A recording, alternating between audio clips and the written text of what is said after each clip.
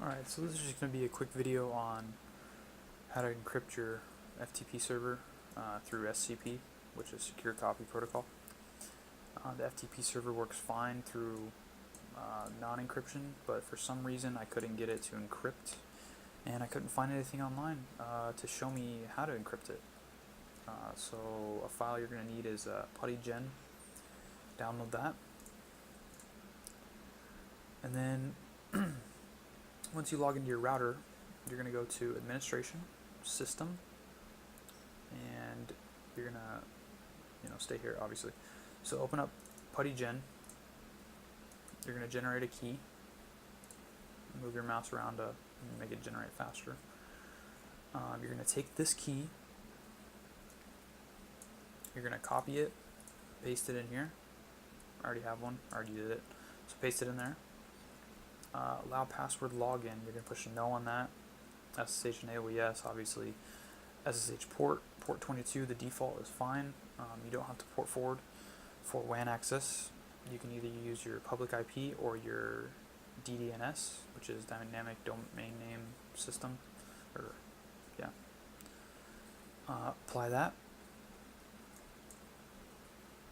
Also save your public key in a text file, and then when it asks you to, you can put a password on this. You don't have to, but you can save your private key. Name the private key right there. It's going to come out as PK. Keep that in a secure location or safe location, because that's going to be your way into your SCP server on your router.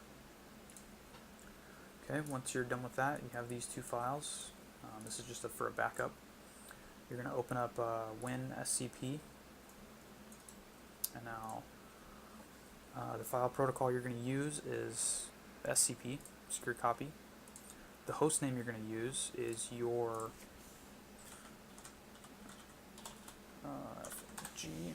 your default gateway or your router's IP. This is if you're on LAN, you're going to use this one. If you're away from away from your home computer, you're not connected through your router directly. Say if you're like in an internet cafe, you would want to use a DDNS, or you can either memorize your public IP, and to find your public IP, just do my IP, and it'll come up. I'm not going to do mine for security reasons. So once you have that information, I'm just going to use LAN for now. So I'm going to do hostname 10.0.1.1. Port number is 22. Same here, it matches. Your username, again, is going to match your login for your router.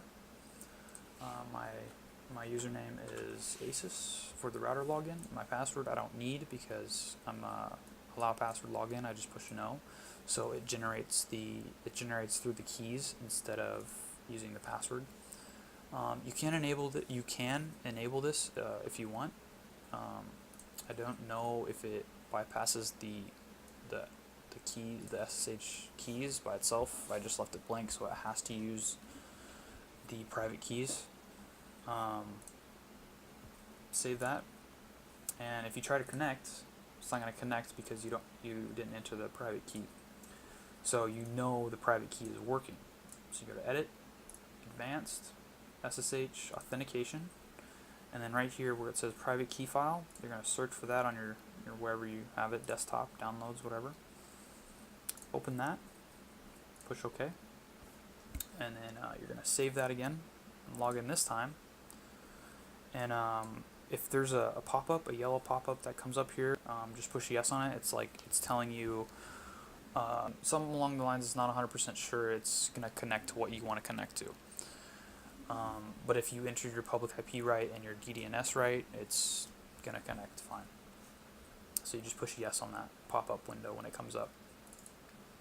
So by default, it goes back to home. So what you're going to go to is root up here. It takes a minute to load. I'm going to pause the video. I'll come back when it loads, because it's reading all the files and on the router itself.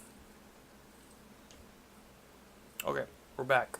So since now that you're in the root folder, if it does disconnect, just reconnect again, and it'll read all the files. That's what happened to me. This is your main root folder, as I said. So you're going to look for a file for TMP, which is temp. Double click that, and then you're going to look for a file called MNT, or folder, not file, excuse me, which is mount. Now this is your main hard drive or USB or whatever you have plugged into the router currently. Mine's just called SDA1. I don't know if they're all called that or not. I've only used one USB on this router. So you're going to double click that, and now this folder is, I created this myself. If you have the USB or hard drive plugged in, like say I have it plugged into this computer and I'm not remotely accessing it, I created this file and SDA1 wouldn't even show up. It would just have like a blank screen, or a blank, box. So there's all your files where they're all secure through SCP. They're all encrypted. You can use this the same way through WAN if you just if you enter your DNS here or your public IP here. It'll work the same way. On your phone, I tried it on my phone. There's an app called let me find it. Let's see, it's called AndFTP. That's what I used to check if it worked over WAN, and it works great. So thanks for watching, guys. Like, comment, let me know what you think, and don't subscribe, because this is probably the only video I'll make. I'm just making this video to make helpful for anybody else that has had this problem, not being able to have an encrypted FTP server. Thanks, guys.